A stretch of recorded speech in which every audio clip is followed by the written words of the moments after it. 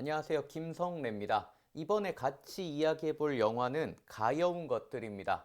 요르고스 란티모스 감독의 작품이죠. 개인적으로 더 랍스터랑 킬링 디어를 보고 되게 좀 충격을 받았던 감독인데요. 기괴한 영화를 만든다는 표현을 많이 사용을 하는데 저도 그 말에 어느 정도 동의하는 감독님입니다. 어찌 보면 자기적인 설정이랑 그에 맞는 공간을 만들고 나서 그 공간과 설정 안에서 비극적이고 역설적이기도 한 자칫 불편할 수도 있는 이야기를 끌고 나가는 감독인데요. 문제는 그렇게 만들어진 영화가 생각해 볼 거리도 던져주면서 울림을 준다는 겁니다. 가여운 것들도 그런 영화인데요. 다양하고 멋진 해석들이 많이 있으니까 한번 이런 부분을 찾아보시는 것도 또 다른 재미가 되지 않을까 싶습니다. 이번 영상에는 영화 전반에 관한 내용들을 이야기하게 됩니다. 아직 영화를 보지 못하신 분이나 스포일러를 원치 않으시는 분들은 영화를 보고 영상을 보시는 걸 추천합니다. 주변에 이 영화를 보신 분들과 이야기를 해봤는데요. 역시나 렌즈 이야기들을 많이 하시더라고요. 이 영화는 기본적으로 현실에 기반한 판타지 장르입니다. 리스본이나 알렉산드리아, 파리, 런던 같이 현실에 있는 도시 이름이 나오긴 하는데요. 실제 그 도시랑은 꽤 다르게 보이는 것들을 확인해 보실 수 있습니다.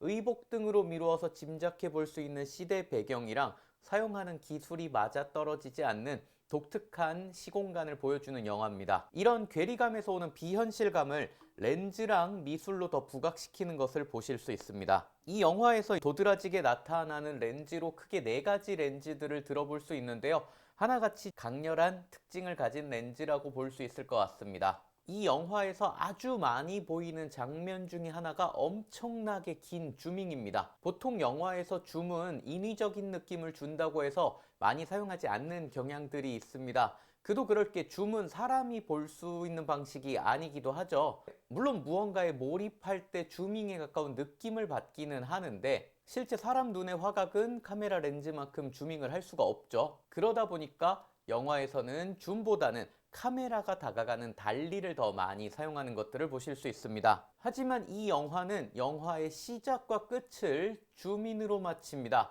처음에는 누군지 모를 인물의 뒷모습으로 거의 한 20초 정도 되는 줌인이 들어가면서 궁금증을 만들게 되고요. 마지막 장면은 반대로 앞모습을 줌인하는 장면을 보여주면서 처음 장면과 대비되는 이미지를 만든 것 같기도 합니다. 여러분들이 본 시리즈를 비롯해서 최근에 나오는 액션 영화들을 보시면 종종 사용하는 퀵줌 같은 것들도 찾아보실 수 있는데요. 이런 거랑 다르게 아주 천천히 화각이 많이 바뀌는 줌을 영화 전반에 사용한 것들을 보실 수가 있습니다. 화각 변화 폭이 워낙 크다 보니까 좀 궁금했는데요.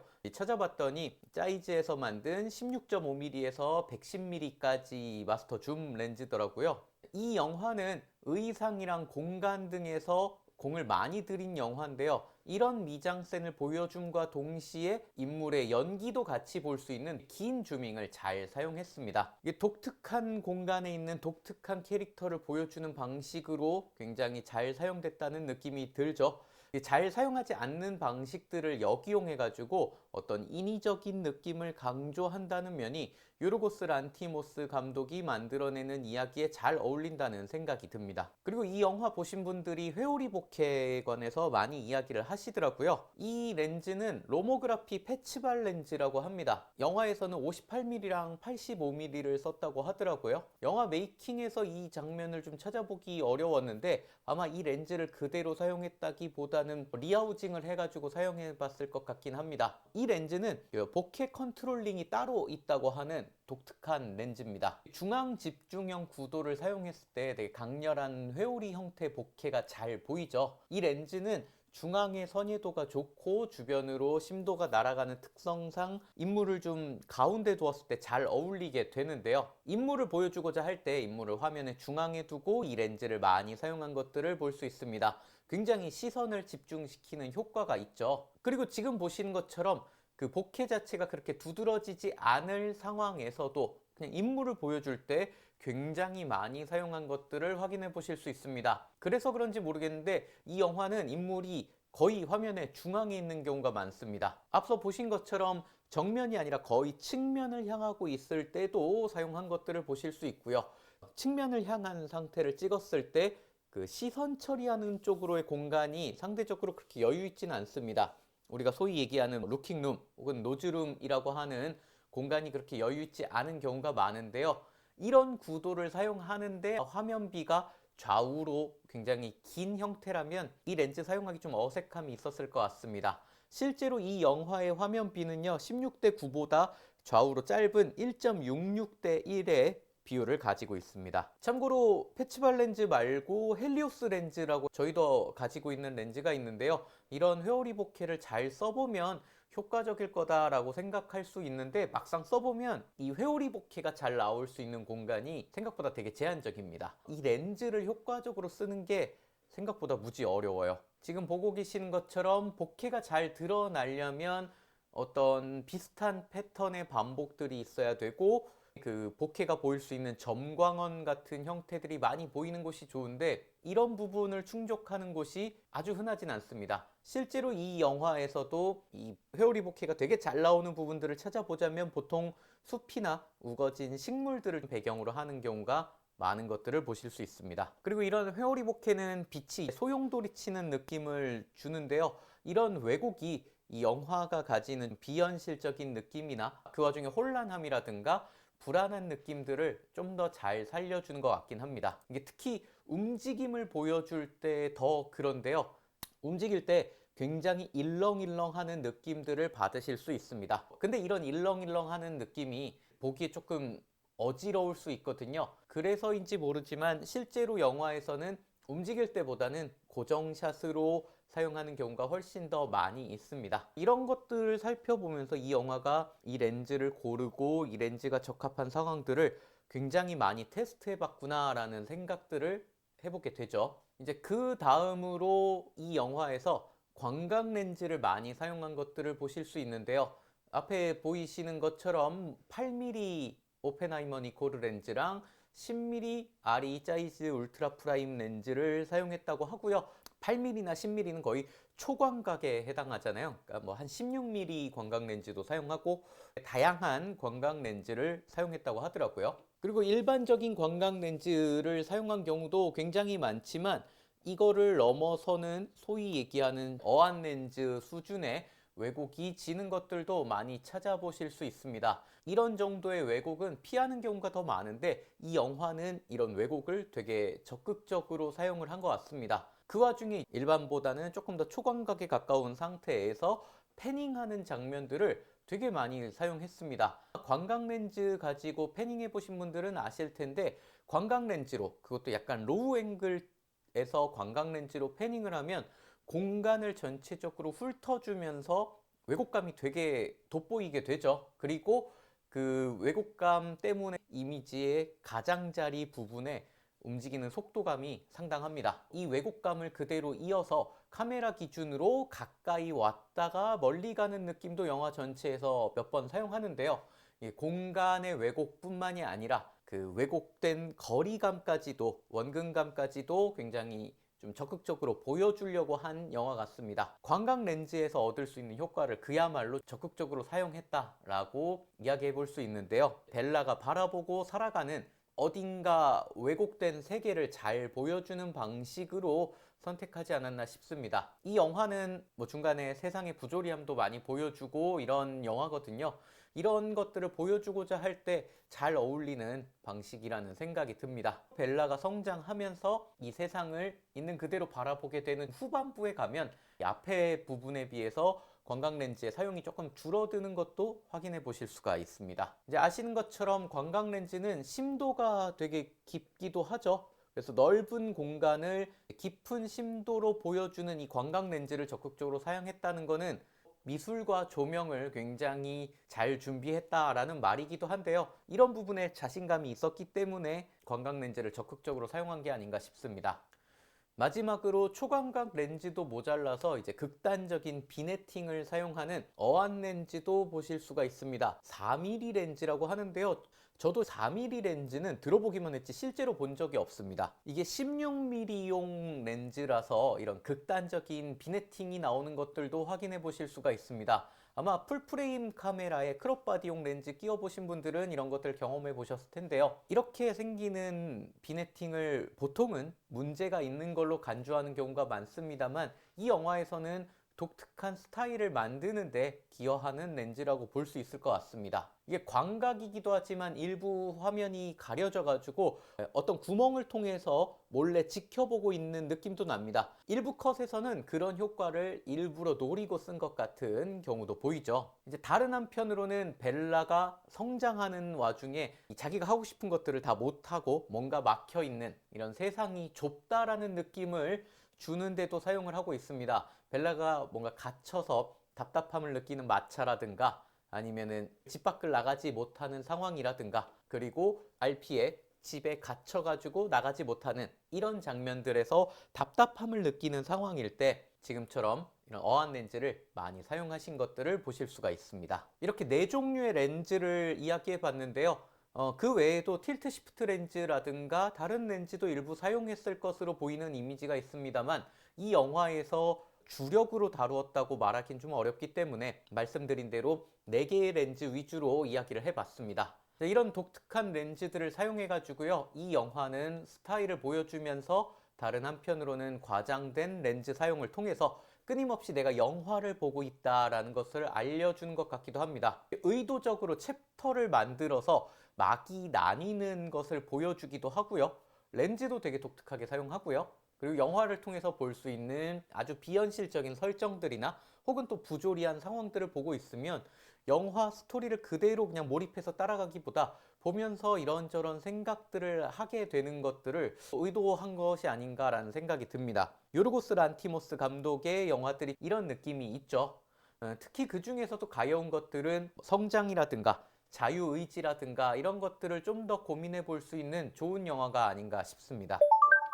그리고 이 영화는 중간에 과거 회상이 나오기는 하는데요. 기본적으로는 시간순으로 진행되는 영화입니다. 그리고 특정 시간대에 특정 공간을 매칭하면서 시간이랑 공간을 묶어서 하나의 무대를 만들고 그 무대 안에서 다양하게 변하는 벨라의 모습들을 보여주는데요. 요르고스 란티모스 감독의 영화를 보다 보면 뭔가 좀 연극적이다라는 느낌을 받을 때가 있습니다. 막을 구분하는 사파 같은 그림으로 공간이 바뀔 때마다 보여주거든요. 리스본, 배, 알렉산드리아, 파리, 그리고 마지막 런던까지 이런 식으로 단락을 구분 짓는 것을 대놓고 중간에 보여줘요. 이게 어떻게 보면 흐름을 끊는 방식이어가지고 어색할 수 있는데, 어찌 보면 이렇게 비현실적인 이미지랑 조합을 해서 단락이 끊기는 것들이 어색하다기보다는 하나의 기대감을 만들 수 있는 독특한 방식이 아닌가라는 생각도 해봤습니다.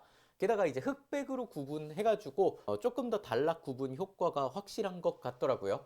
이렇게 단락을 나눈 만큼 각 도시마다의 특징도 굉장히 재미있게 보여주는 것들을 확인해 보실 수 있습니다.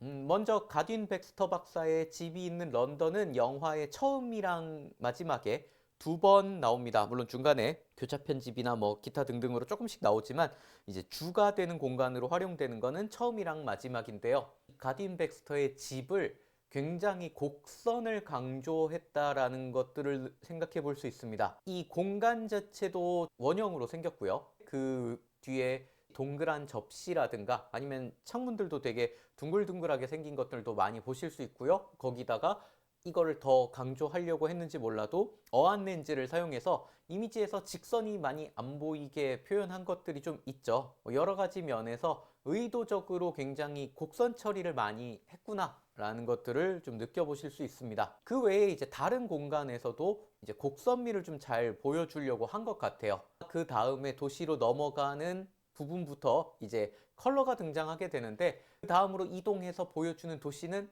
리스본입니다. 일부러 대비감이 굉장히 세게 보일 법한 화려한 도시를 보여주는데요. 푸른색이라든가 핑크빛이라든가 붉은빛이라든가 이런 색깔들이 굉장히 잘 어우러져 가지고 형형색색의 강렬한 도시 이미지를 만들고 있는 것들을 보실 수 있습니다. 전반적으로 런던이랑 다르게 이 위에서 내리쬐는 빛이 되게 강렬한 것들을 보실 수가 있어요. 리스본에 나오는 이미지들을 보시면 은근히 그림자가 세게 지는 것들을 보실 수 있습니다. 지금 여기도 바닥에 그림자가 그렇게 약하게 지지 않는 것들을 확인해 보실 수가 있죠. 실제로 리스본 같은 도시가 햇빛이 강렬한 도시이기도 한데 이런 강렬한 빛들이 나오는 거에 반해서 막상 이미지를 보면은 밝은 부분이 날아가거나 그렇게 표현은 안 된 것들을 확인해 보실 수가 있죠. 아마 이런 부분들은 후반 작업에서 조금 누른 게 아닐까 싶습니다. 실제로 스코프를 봐도 어느 정도 대비를 벌리긴 했지만 일부러 날리거나 그렇지 않은 것들을 확인해 볼 수가 있죠. 이 도시에서는 인간의 어떤 기본적인 욕구인 식욕이라든가 그 다음에 성욕을 충족하는 모습들, 어떤 아름다운 소리를 통해서 청각적인 만족도 주는 등 어떻게 보면은 감각적인 만족감을 채워주는 도시다라는 컨셉이란 것들을 보실 수가 있습니다. 그래서 이렇게 향락적인 도시들을 보고 있자면 전반적으로 리스본에서 느껴지는 느낌들이 그 로코코 시대의 페트갈랑트를 떠올리게 하는 느낌이 있죠. 페트갈랑트는 이제 귀족들의 소풍, 연회, 뭐 오락 등을 묘사한 회화 장르들을 보통 이야기하는데요. 앙투안 바토가 그린 키테라 섬으로의 순항이라는 그림이 많이 떠오르더라고요. 뭔가 묘하게 비슷한 느낌들이 좀 있죠. 그 외에도 뭐 부셰의 그림을 비롯해서 그 로코코 회화 시절에 가벼운 느낌이나 좀 화려함 엿보이는 도시가 아닌가 싶습니다. 이 영화는 외부에서는 각 장소별로 지배적인 색깔을 강렬하게 보여주는데 실내 같은 경우는 외부의 경치와 별개로 일관되게 따뜻한 색을 보여주는 편입니다. 그러다 보니까 각 도시의 색감은 실내보다는 실외의 이미지를 기준으로 이야기하시는 게 좋을 것 같기는 해요. 이렇게 화려한 도시에서 넘어가서 이제 배를 타게 되죠. 벨라가 원해서 탄 건 아니지만 이어지는 이 배에서의 씬은 벨라가 책을 읽고 다른 사람들이랑 이야기를 더 나누면서 조금 더 지적으로나 감정적으로 성숙해지기 시작하는 공간이라고 볼 수 있습니다. 이 공간에서는 아무래도 파란색이 많이 보이는 것 같습니다. 아무래도 바다랑 하늘로 둘러싸인 공간이다 보니까 파란색이라는 것들을 보여주기가 잘 어울릴 것 같기도 하고요. 그리고 어떤 성장이라는 관점에서 봤을 때 파란색이랑 잘 어울린다는 생각도 들죠. 그리고 이 공간에서는 시간에 따른 변화도 꽤 재미있게 보여집니다. 덩컨이 화가 나서 해코지를 하려다가 선원들한테 끌려가는 이미지에서는 어떤 해가 질 무렵의 붉은 느낌들을 잘 살려가지고 갈등이 벌어지고 있는 상황이다. 이런 것들도 잘 보여주고 있는 것 같습니다. 하늘을 위아래로 나눠가지고 색을 입힌 부분이 자기적일 정도로 파란색과 빨간색을 딱 나눠 놓은 느낌들이 있는데 이 영화의 전체적인 분위기랑은 잘 어울린다는 생각이 듭니다. 한편으로는 이런 붉은 색감이 일종의 전환 효과에 가까운 특징도 갖고 있는데요. 이 뒤에 나오는 알렉산드리아로 넘어갈 때 시각적으로 자연스럽도록 일종의 교두보 역할을 하는 게 아닌가 싶기도 합니다. 지금 보고 계시는 알렉산드리아는 따뜻한 색깔 혹은 옐로우에 가까운 색이 두드러지는 공간입니다. 이 영화에서 흑백을 제외하고 한쪽 색의 편향이 가장 세게 보이는 다른 도시들보다 확실히 편향이 강하다는 것들을 보실 수가 있습니다. 이 알렉산드리아는 씬 자체가 그렇게 길지는 않은데요. 벨라가 감정적으로 되게 성장하게 되는 공간이기도 하고요. 영화 내용적으로는 벨라가 어려움에 처하게 되는 상황을 만드는 스토리적으로도 중요한 변곡점이 되는 공간이기도 합니다. 근데 이 공간을 보여주는 방식이 독특해요. 기존의 다른 공간과는 다르게 이번에는 되게 수직적인 이미지를 많이 보여줍니다. 지금 밑을 내려다보고 있는 것들을 보실 수 있고요. 그 내려다 보이는 이미지, 벨라가 아래로 뛰어내려가는 것들을 보실 수 있거든요. 그래서 이렇게 아래로 뛰어내려간다든가 아래로 뛰어내려가는 이런 모습들을 보여지게 되는데 이런 것들을 통해서 사회가 좀 양극화되어 있는 모습들을 보여주면서 벨라의 어떤 감정적인 부분들을 많이 건드리게 됩니다. 앞서서 배 안에서 보시면요. 수평적인 움직임이 되게 많은 것들을 보실 수 있어요. 배 안에서는 은근히 이런 패닝 같은 부분이나 수평적인 느낌들을 주는 방식들을 의도적으로 되게 많이 보여지는 것들을 확인해 보실 수 있습니다. 수평적인 모습들을 굉장히 많이 보여주는 거에 반해서 알렉산드리아는 수직적인 이미지를 많이 보이는 것들을 보실 수 있죠. 마지막으로 보이는 이 탑 전체의 모습을 보면요. 이 이집트의 모스크 같은 형태도 보여줌과 동시에 밑에 무너져 있고 전체적으로 이런 기둥들이 있고 이런 형태들을 보면서 이 아래에 있는 폐허 느낌에서 이 피터르 브루헐의 바벨탑 그림이 좀 연상되는 느낌이 있지 않나. 저 위에 붉은색 요런 색깔로부터 영향을 받지 않았을까? 라는 생각이 좀 드는데요. 영화 전체를 통틀어서 어떤 수직적인 느낌이 강조되는 곳은 이 씬밖에 없는 것 같아요. 여기서 이제 가진 돈을 다 날리는 장면도 꽤 재밌게 표현이 됐죠. 이렇게 가진 돈들이 전부 없어졌지만 이제 한 단계 성장한 벨라는 파리에 도착하게 됩니다. 파리는 알렉산드리아랑 완전 반대되는 이미지를 보여주고자 했는지 차가운 색깔로 기울어 있는 것들을 보실 수 있습니다. 계절적으로도 눈이 와 있는 겨울을 택한 것도 대비를 보여준다라고 할 수 있고요. 색보정적으로 조금 차이를 얘기해 보자면요. 이 파리의 차가운 색깔들은 퍼레이드에서 보신 것처럼 밝은 쪽보다는 어두운 부분에 색깔을 넣어가지고 만들었다고 보실 수 있을 것 같고요. 알렉산드리아의 따뜻한 색깔은 어두운 색깔도 물론 포함이 되긴 하지만 밝은 부분에 더 집중해가지고 색깔을 만든 거다라고 보실 수도 있겠습니다. 이렇게 차가운 색깔이 있는 와중에 벨라는 의도적으로 노란 옷을 입혀가지고 도드라져 보이게 만들었습니다. 그동안 벨라의 옷이랑 주변 환경의 색깔들이 보통 묻어가지고 비슷하게 보이는 경향들이 많이 있었거든요. 근데 파리에서는 의도적으로 분리를 한 것처럼 보입니다. 이제 파리에서 벨라가 조금 더 주도적으로 자기의 삶을 살기 시작하거든요. 파리 내리기 전 바로 전신에서 배에서는 파란 배경에 파란 옷을 입기도 한 것들을 보실 수가 있습니다. 이렇게 벨라가 세상으로부터 자아를 확립해가는 과정을 배경이랑 옷 색깔의 분리를 통해서 보여주는 것 같다라는 생각이 듭니다. 그 다음에 이제 매음굴로 가서 자신의 성을 팔면서 돈을 벌기도 하고 또 공부를 하기도 하면서 일종의 성장의 시간을 가지는데요. 이 매음굴을 보여주는 방식도 좀 독특합니다. 일단 형태적으로도 좀 특이한 모습이죠. 매음굴의 창문들을 보시면 형태들이 남근의 형태를 하고 있는 것들을 보실 수 있습니다.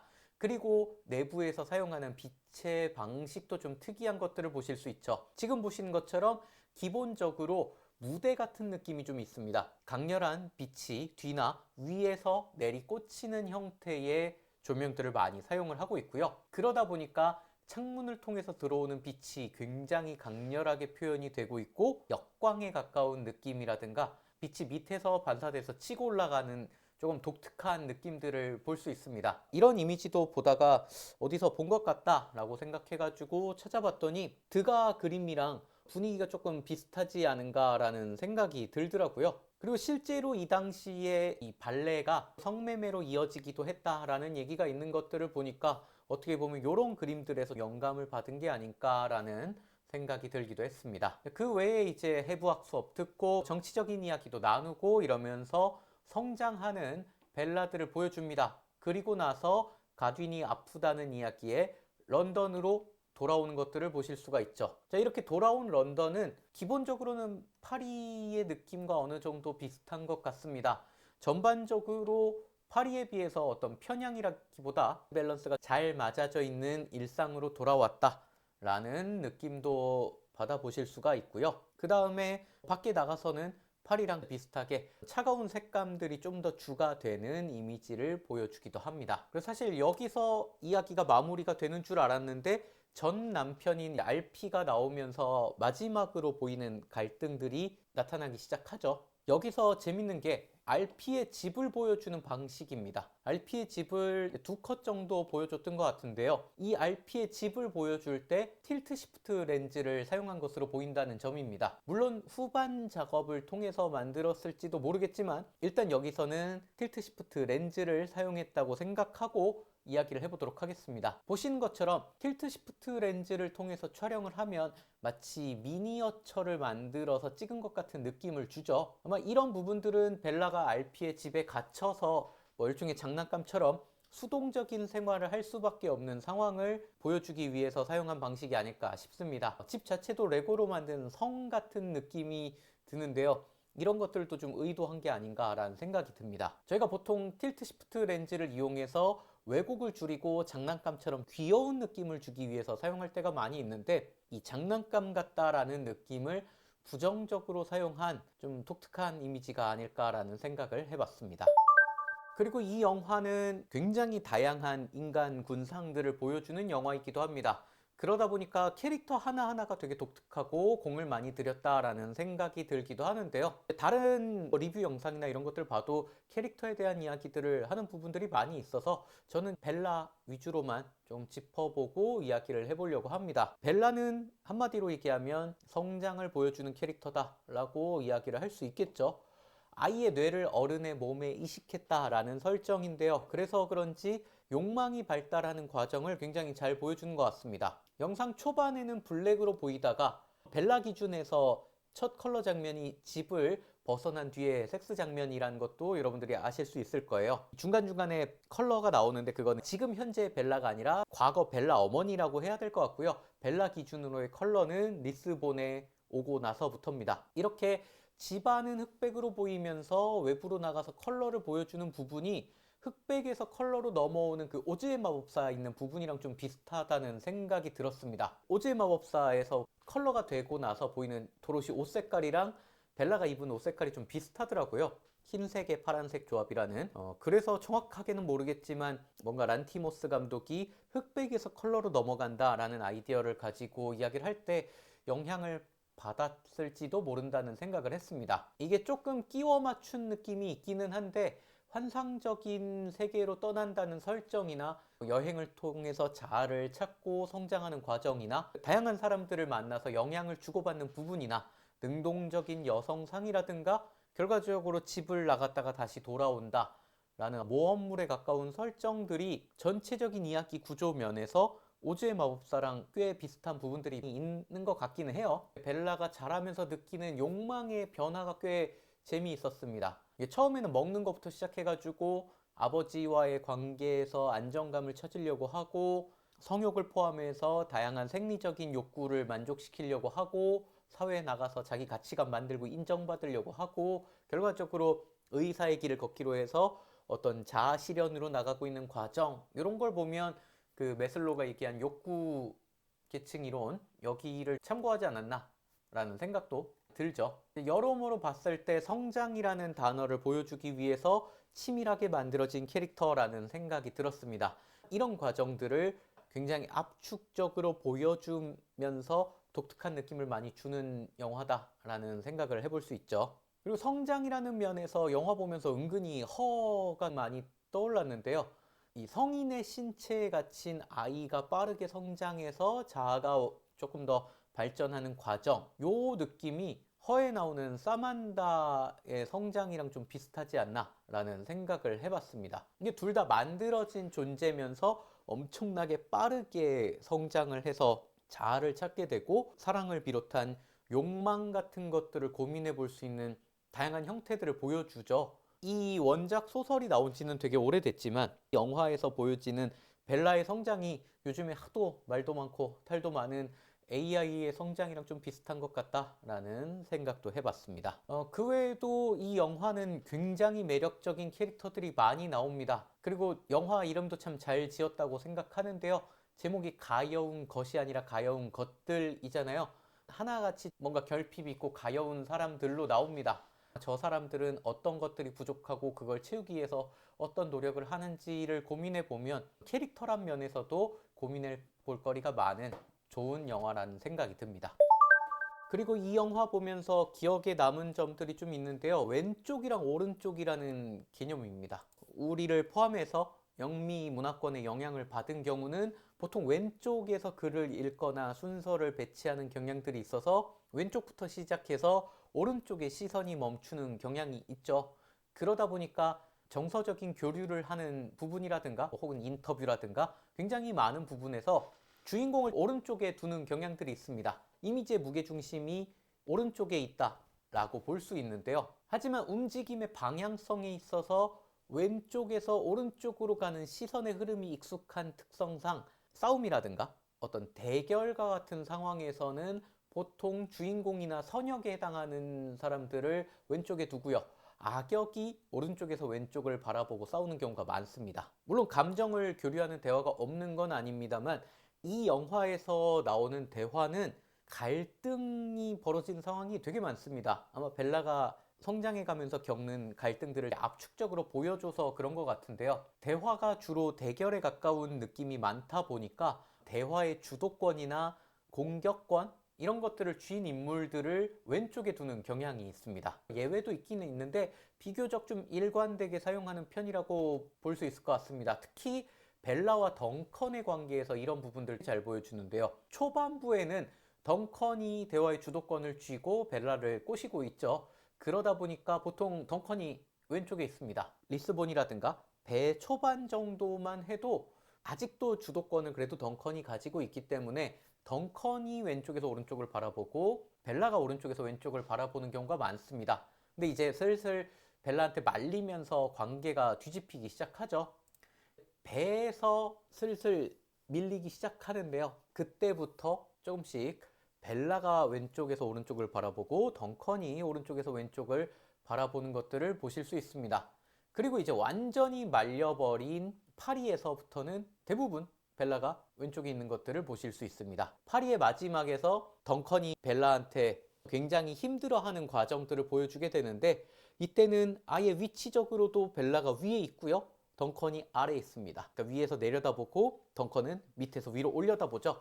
아까 좀 전에 배에서는 벨라가 왼쪽에 있고 덩컨이 오른쪽에 있지만 그래도 벨라는 올려다보는 위치였는데 이제는 아예 벨라가 내려다보는 위치까지 있는 식으로 주도권의 관계를 치밀하게 사용하고 있는 것들을 보실 수가 있습니다. 벨라가 RP를 만나가지고 본인이 알고 싶지 않은 과거를 알게 될 때 처음에 벨라가 따지면서 공격하는 입장이라서 벨라를 왼쪽에 두고 이야기를 진행하게 되는데요. 점점 이야기하면서 과거의 자신의 모습을 알게 되는데 그 모습이 별로 아름답지 않았다라는 것들을 알게 되면서 벨라가 몰리고 그때 카메라가 인물 뒤로 돌아가면서 좌우를 바꿔줍니다. 그럼에도 벨라가 다시 주도권을 찾고 이야기할 때 다시 이미지 왼쪽에 벨라가 위치하게 되고요. 이렇게 되면서 벨라의 승리로 끝나는가 했는데 마지막에 RP가 총을 꺼내기 시작하면서 다시 주도권을 가지고 올 때는 RP가 왼쪽에서 오른쪽을 바라보는 것들로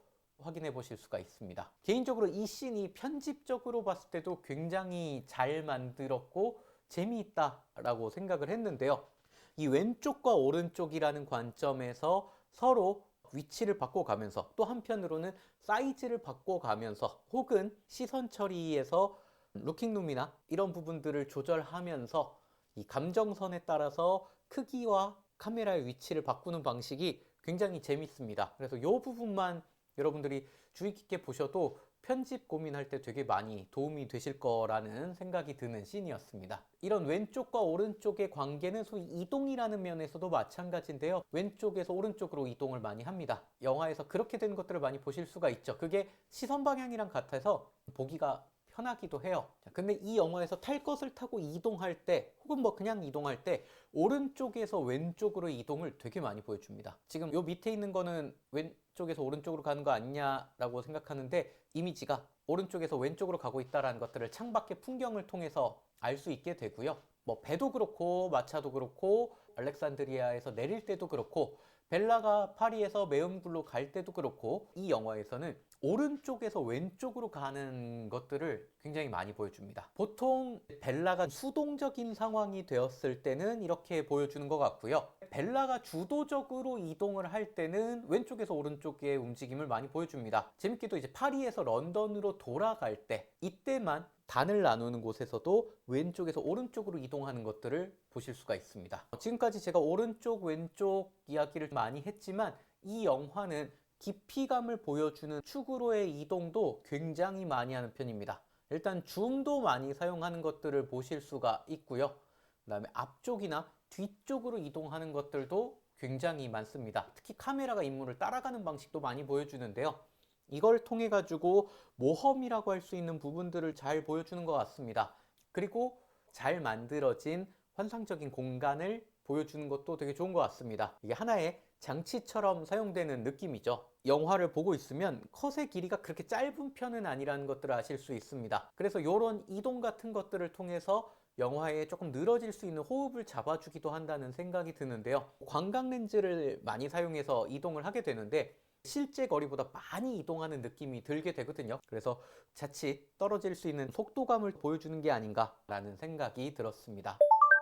오늘 이렇게 가여운 것들에 대해서 이야기를 해봤는데요. 물론 이야기하지 못한 부분도 많지만 여러모로 보실만 하고 기억할 만한 좋은 영화라는 생각이 들었습니다. 영화 전체적으로 보면은 미술 사조 중에 라파엘 전파나 상징주의 시기에 나오는 듯한 이미지들도 많이 보입니다. 이 영화는 스토리랑 별개로 이미지만 놓고 봐도 굉장히 기억나는 부분이 많은 영화입니다. 특히 벨라의 춤 장면은 펄프 픽션에서 그 우마 서머니 춘 춤 봤을 때만큼 신선했던 것 같아요. 정말 막 추는 것 같은데 나름 느낌이 있어가지고 음악에 몸이 가는 대로 움직인다면 저렇게 춤을 추겠구나 라는 생각을 받았습니다. 오늘 저희가 이렇게 얘기해 본 것처럼 이 영화는 기본적으로 되게 스타일리시합니다. 그리고 그 스타일이 스토리랑 따로 놀지 않고 되게 잘 어울린다는 생각을 해요. 어떤 스토리를 만들고 그 스토리에 어울릴 수 있는 스타일을 찾는 게 되게 어렵다는 생각을 많이 하는데 이 영화는 다양한 시도를 하면서 수많은 시행착오를 겪었겠지만 결과적으로 스토리랑 잘 어울리는 스타일을 만들어낸 것이 아닌가라는 생각이 듭니다. 더 좋은 영화도 있을 수 있고 더 재밌는 영화도 있을 수 있겠지만 개인적으로 2024년도에 본 영화 중에 기억에 남는 영화를 뽑으라고 한다면 가여운 것들을 뽑을 것 같습니다. 안 보셨다면 한번 보시는 것도 좋을 것 같고요. 저는 나중에 또 기회가 되면 인상 깊었던 영화들을 같이 이야기해 보도록 하겠습니다.